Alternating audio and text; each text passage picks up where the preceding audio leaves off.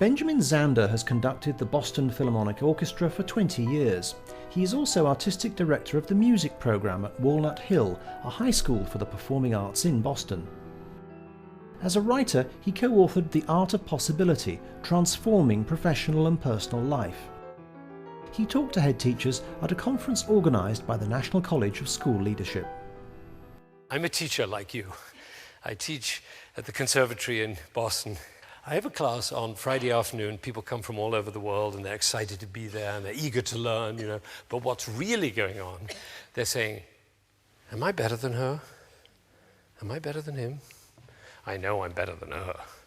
I don't think I'll ever be as good as him. I hope I can be as good as her. They're constantly comparing and they're measuring. And when they come out to play, let's say the violin, it looks as though there's one person playing the violin, right? There are two people. There's a person who's playing the violin, and then there's another person standing behind the person who's playing the violin, whispering in his ear, you haven't practiced enough. Do you know how many people play this piece better than you do? That difficult passage, you missed it the last time. It's coming right up. You're going to miss it again. That's the voice in the head. And if anybody's saying, what does he mean, a voice in the head? What's he talking about, a voice in the head? That's the voice I mean. Took a moment for you to hear it, right? But that voice keeps talking and talking and talking, and it never stops. You know, sometimes it talks so loudly that it drowns out the music. So my job is to get hold of that voice. And this is how it works. I do it each year. I come into my class at the beginning of the year, and there are about 40 students in my class, and I say, after a little bit of housekeeping, I say, your grade for the year is an A. You're an A. That's your grade. And there's one condition. The condition is that they have to write me a letter in the first 2 weeks of the class, of the year. The letter must be dated the following May, when the class ends. So the date at the top is May 2000 of the next year. And then the letter must begin with these words, Dear Mr. Zander, I got my A because. Then they have to write a letter describing who they will have become by the following May to justify this extraordinary grade. And I tell them to fall passionately in love with the person they're describing in the letter. And they do. They write about who they would be, who they could be, who they see themselves as if only that damn voice would stop telling them they can't do it. When I come into class, the person I teach is the person that they have described in their letter. You see, I only take A students. Now, there are a few people looking very concerned and saying, how does he do that? Well, the answer is very simple. You can give an A to anybody. You can give an A to a waitress in a restaurant, to a taxi driver. You can give an A to the other drivers when you're driving in traffic.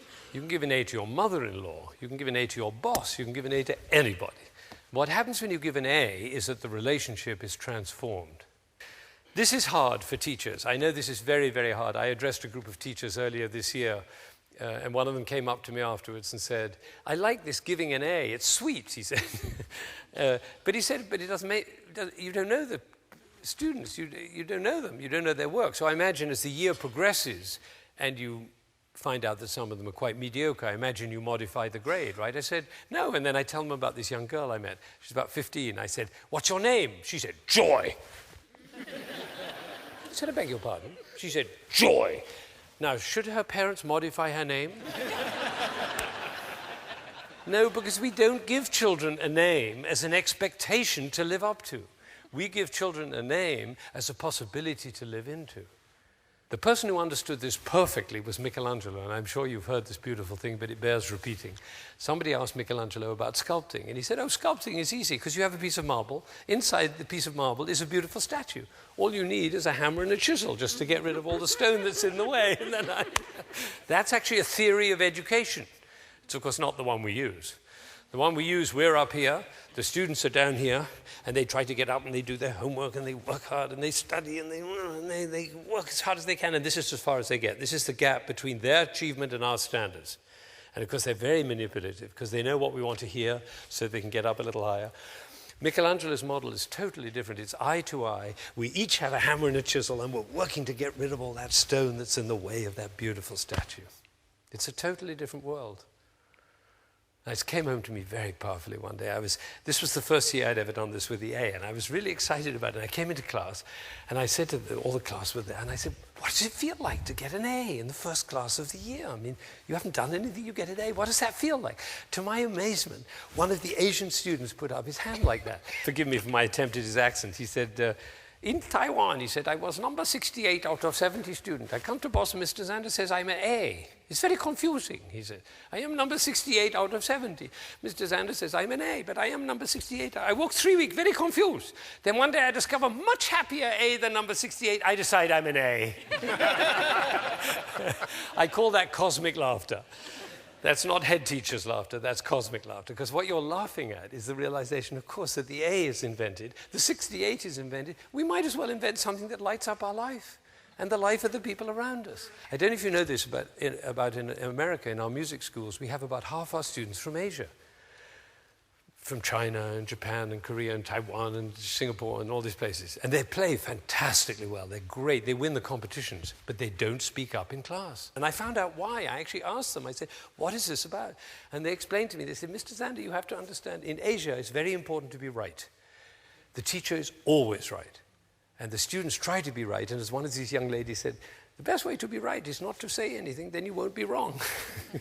Now, I believe the exact opposite, which is you cannot learn anything unless you make a mistake. So I tell my students, when you make a mistake, celebrate. And the way to celebrate is like this. How fascinating. It's actually quite difficult. Try it out on the golf course next time you're out.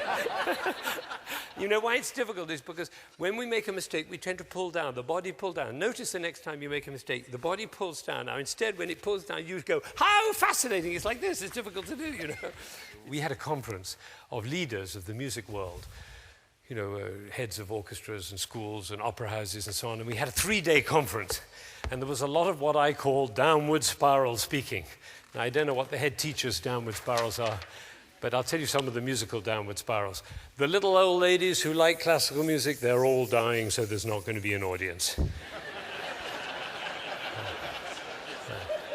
The children don't learn instruments anymore. All they do is watch MTV, so they're not going to grow up liking classical music. And the National Endowment of the Arts is not supporting, and the foundations aren't supporting the arts the way they used to, so we're going to run out of funds. By the end of the second day, people were walking around the corridor in the hotel like this.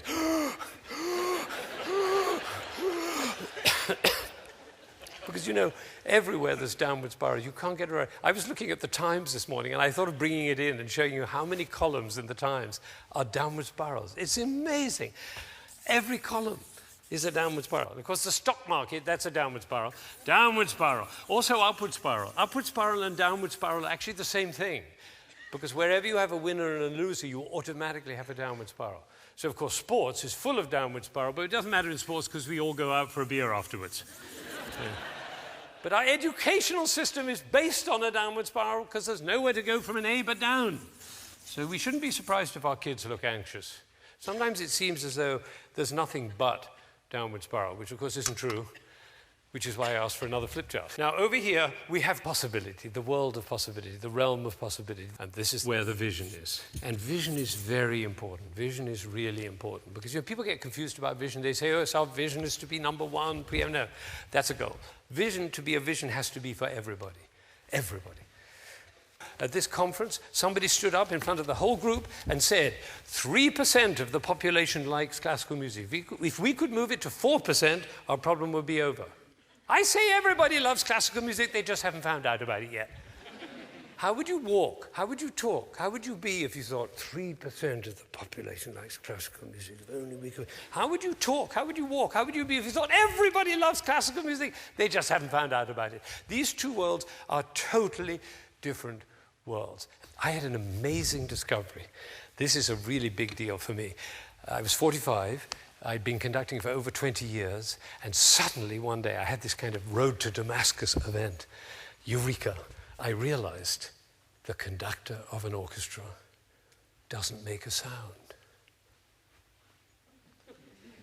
My picture appears on the front of the CD. But the conductor doesn't make a sound. He depends for his power on his ability to make other people powerful.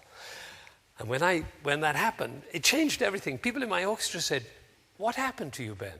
What happened? That was what happened. I realized my job was to awaken possibility in other people. Because I wanted to know whether I was doing that. And you know how you find out? You look at their eyes. If their eyes are shining, you know you're doing it. You could light up a village with this guy's eyes. If the eyes are shining, you know you're doing it. If the eyes are not shining, you get to ask a question.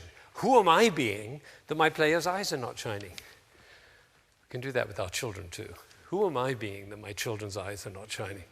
Now over here, we have goals. Have you noticed how goals tend to be rather grim? We have a goal. It's a rather grim pursuit. We have to make the goal. Now over here, you can have a goal as part of the vision. By all means, you have a goal, and if you make the goal, great, and if you don't, how fascinating. Because you know, we all know why we have goals. Why do we have goals? To make our eyes shine, that's all. That's the reason we have a goal. So if the goal posts are too close together, you can't score. If they're too far apart, it's too easy. So if it's not working, the eyes aren't shining, move the goalposts. You know, that's the thing. Now, over here you have the words you should, you ought, you need, and you must. Try those out on your children and see if their eyes shine. Over here we have things like, how about, what if, what are we looking for? What's next? Over here, you see, it's totally different language, totally different. Now, over here, you have blame and fault and threat. And over here, requests and apologies, totally different. This is where we put people down and also put people up. Over here, everybody gets an A. It's a totally